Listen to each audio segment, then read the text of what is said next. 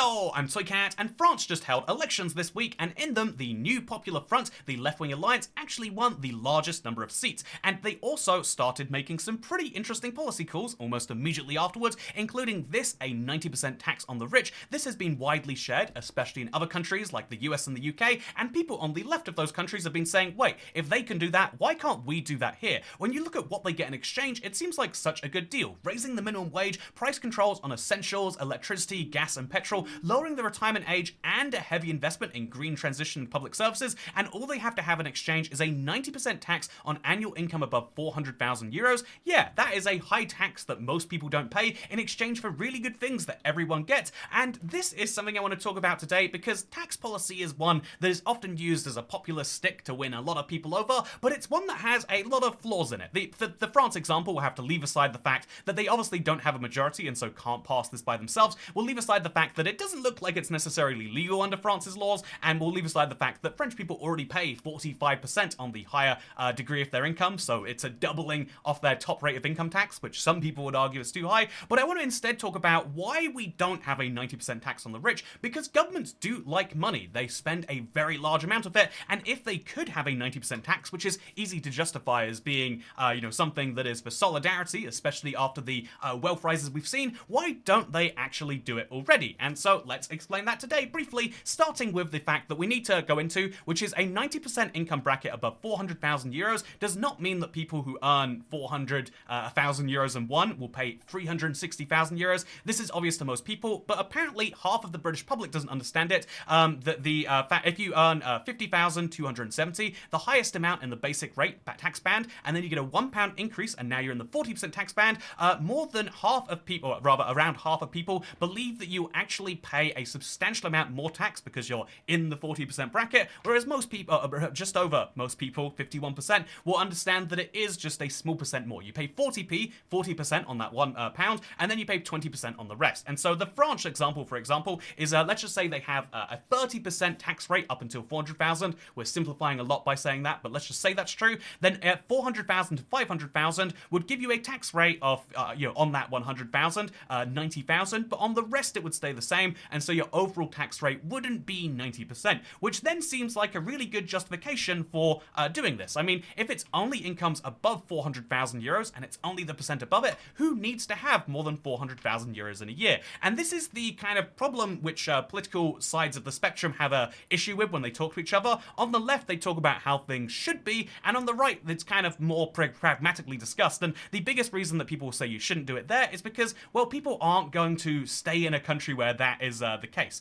One of the most common reasons, and this is funny, a UK lawyer partnership has already put out this article saying, well, there's a 90% French wealth tax being discussed, maybe relocate to Britain, and they're offering their services to anyone in France who maybe wants to move to the UK, where there'll be a significantly lower corporation tax and stuff like that. Very, very fascinating that this already starts to exist, but I don't want to discuss it from a practicality stance. I want to discuss it on the angle of, let's say, no one is going to leave the country, because, again, I feel like that's people who are on the left say to that, like, good, you should leave, or they say, no, we'll stop them from leaving, as if that's a thing you can do in the modern world. I want to instead say why a 90% tax on the rich just isn't very good policy by itself, because if you actually set it on the rich, let's say 400,000, in the UK, that results in not being actually that many people affected. Here is the distribution of income among individual income taxpayers in the year 2014 to 2015. This is pre-tax, keep in mind, so the people at the 162,000 are paying some pretty substantial rates, but the median income was 22,400 there. Again, individuals in the UK, you file tax as an individual, even if you live in a household.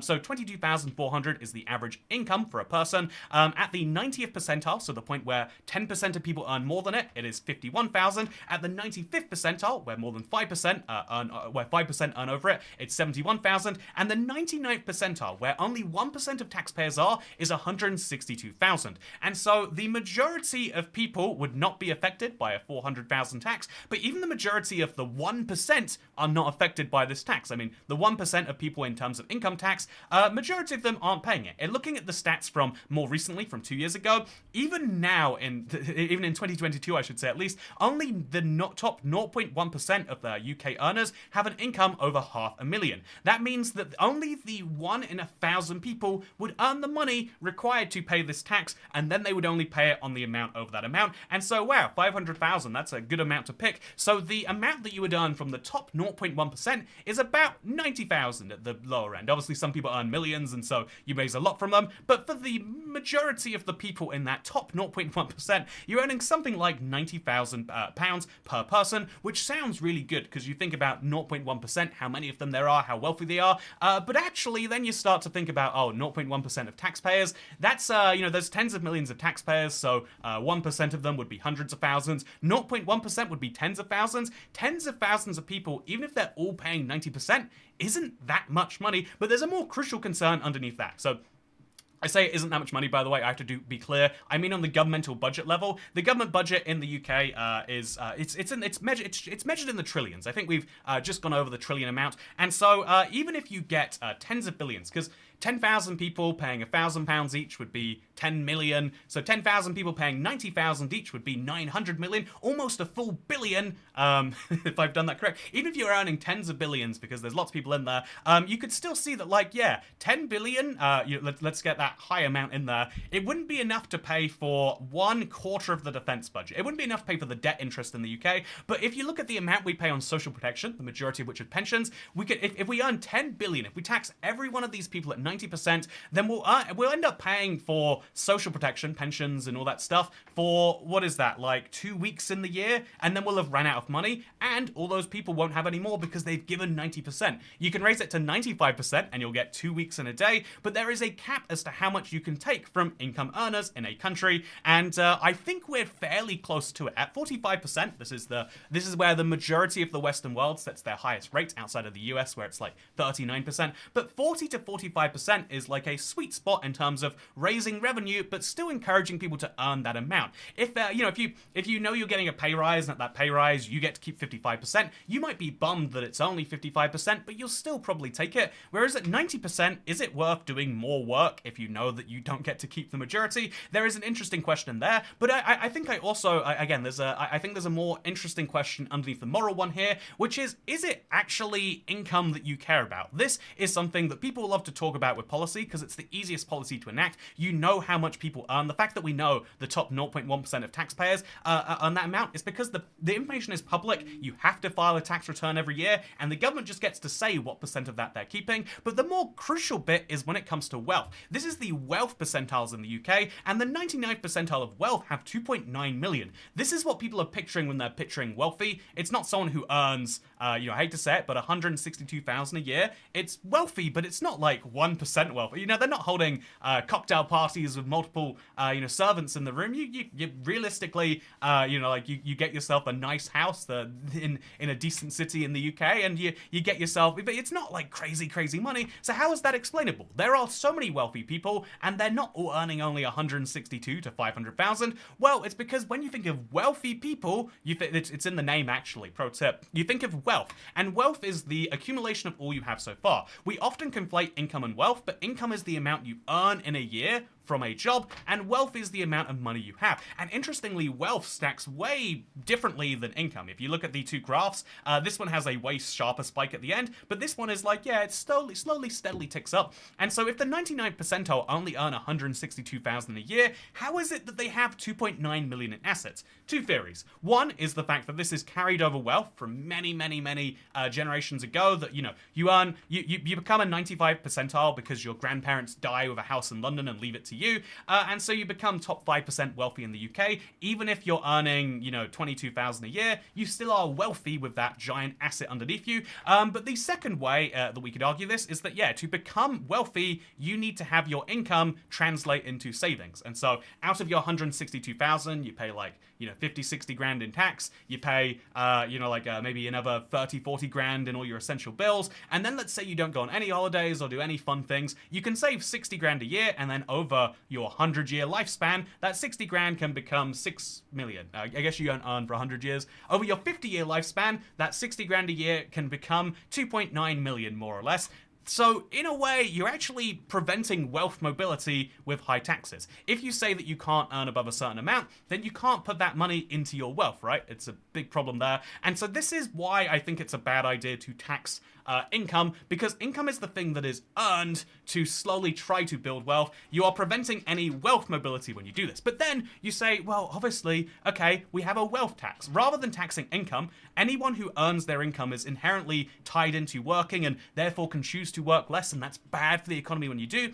But people with wealth just have wealth. You can tax them on it, and if you do so, like, what are they going to do? Stop being wealthy? Here's the problem with that. Taxing wealth is very hard. The reason any country, even the most leftist of countries that try, it's because people don't report how much wealth they earn very clearly. I mean, what is... some of my wealth is tied up in my copy of Minecraft for PlayStation 4 I have here. Some of my wealth is in this water bottle, and some of my wealth is in this attic which I'm living in. And how much are all of those things worth? If you ask me, I'll either inflate that number to make my sum less. I'm a billionaire, no flex. Or if you ask me and you're trying to take a percentage, my interest is in deflating that number as low as I can humanly go. And so the reason wealth is hard to tax is because how do you even track what wealth is, and how do you prevent people who have the wealth from then saying, well, I might be taxed on this, and if I go somewhere else I won't be. And taking a lot of money with you is a bad thing for an economy too. You can't move a house, for example, but if enough people do try to, then the value of those houses goes down. If you force people to sell assets to pay taxes, then the value of those assets goes down, creating not just a spiral in terms of how much tax revenue you get, but also in your wider economy, right? There are lots of problems with taxing wealth, and it's a shame because it would be the fairest way to tax, you could argue. If you could remove all income taxes and instead tax on wealth, that would be the way in which the people who actually can afford to pay get it the most. But then also you'd say, well, then you're actually incentivizing people not to save.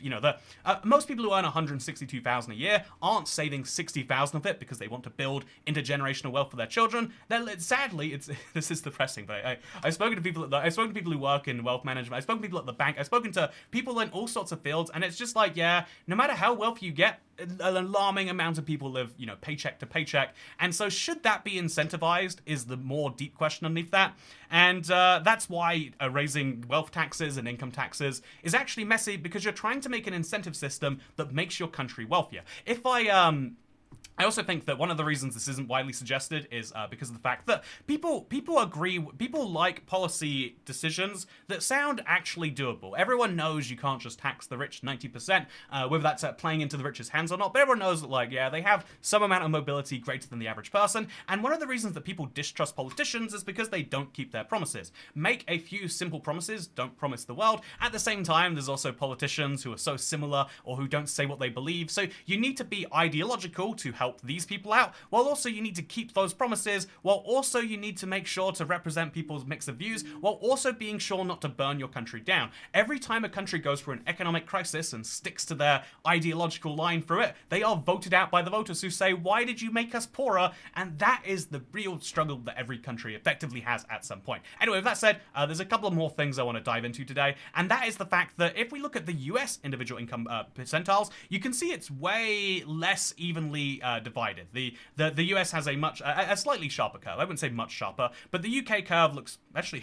weirdly enough, because of the whole 99th percentile. If you exclude the 99th percentile in the UK, you have a curve which looks way fairer in the United States. But then if you look at the rest of it, the US looks much more unequally divided. And so if you look at the median percentile there, if you look at the average earner, they're earning about $40,000 at time of recording. That's about £32,000, give or take, which means the average median earner in the US earns about $10,000 more. It's not that much anymore, but they earn more than the average earner in the UK, and this is what I think that the real way through this is. If you want to actually raise money to pay for social protection, health, education, if you want to raise money because you want to lower the retirement age or have price controls and have the government, assuming this, it sounds like they're saying they want to have the government pay for it, and that's why it's in the list of costs. If you want to have the government fund all these things, then you need to actually raise money. And how do you raise money? One idea is to take more more from the existing percentiles of wealth or income. But the way better idea that every politician should actually be working towards is, what if you raise the amount of money in the system? In the US, even though their tax rates are lower, like I mentioned previously, there is more money in the system, and so per person, they earn more. In the US, the top tax rate is 37%, and so even though that is a lower tax rate than we have in the UK at 45% at the very top, it means that because people are earning more than double as much, there's also 5 times as many of them, but on a per capita basis, they're earning twice as much. Taking 37% of double as much money is much better than taking 45% of half as much. The real way through a government actually getting more money for public services is allowing people to have more money. The average earner earning 10,000 less probably, let's put it this way, right? The average earner earns 10,000 less in the UK. They probably wouldn't mind inequality increasing if it meant that they were earning more in particular, or to put the reverse way, people in the US earning that median income, even if they're against inequality, they wouldn't say, yeah, if the path to inequality meant that everyone,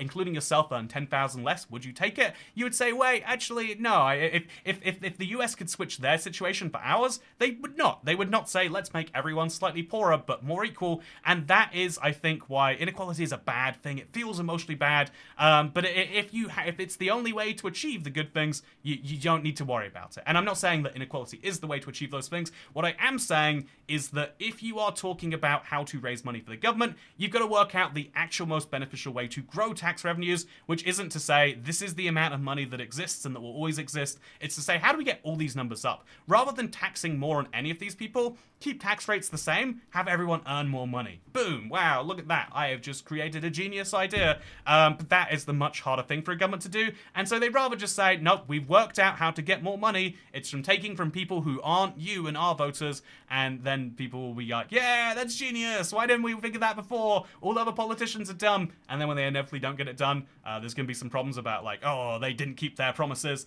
And it's because the actual promises are the real hard ones that require really extremely skilled economic management, which we sadly don't have in current politicians because we elect them on ideological lines rather than on who will actually make us better lines. With that said, I hope you enjoyed this video. I've got one more thing today. I don't know what it is. It's this. Oh, okay, yeah, it's UK spending as a share of GDP. It's gone up quite substantially.